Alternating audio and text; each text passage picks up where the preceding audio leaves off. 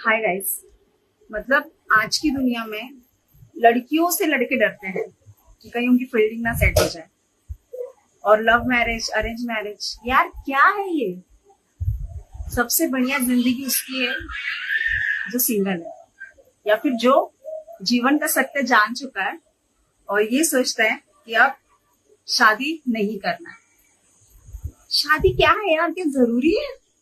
मानना तो ये है गाइस कि शादी करनी नहीं चाहिए। जो इंसान सिंगल है या फिर जिसकी शादी नहीं हुई है ना, वो सबसे सुखी इंसान है इस दुनिया में। इसीलिए प्लीज अवॉइड करो। जितना शादी से दूर रह सको, अपनी खुद की लाइफ जियो, आगे बढ़ो, दुनिया देखो, घूमो फिरो।